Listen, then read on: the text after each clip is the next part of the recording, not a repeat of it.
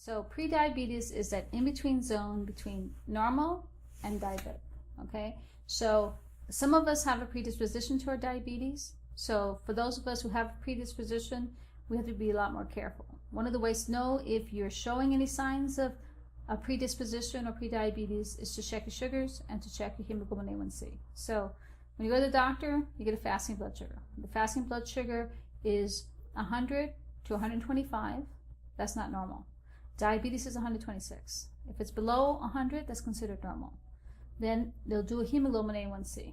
If the hemoglobin A1C is before 5.7%, that's normal. And if it's 6.5% or over, that's diabetes. And that spot right in between, that's prediabetes. So what does that tell us?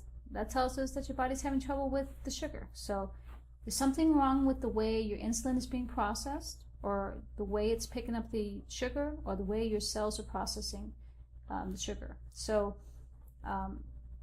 it's also called insulin resistance. So what you need to do if you are pre-diabetic is to do everything you can to improve that situation so you don't become diabetic.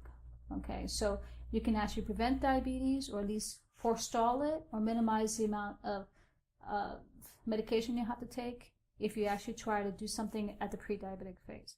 So what can you do? You can exercise, you can lose weight, and you can eat better. So smaller meals, less carbs, that brings a lot less work for your body to do, and then it can process your sugars. If you exercise, that also helps the mechanism that handles your sugar work better, and also it makes you smaller. If you're smaller, there's less body surface, then that's also good, because then there's more insulin and there's no receptors per square inch, if you want to think about it that way, so that your body can process your sugars. And then if you give it small meals with lower carbs, you don't give it too much work to do, it can handle the food. If you give big, huge meals and there's a lot of carbs in it, then your sugar is going to kind of go up. So prediabetes is a warning. It says you are predisposed to diabetes, and you're starting to show evidence that your pancreas is having trouble keeping up with how much sugar you eat and what your diet is. So what you want to do is try to take that message and do something with it, because otherwise down the road you'll be looking at diabetes. Questions?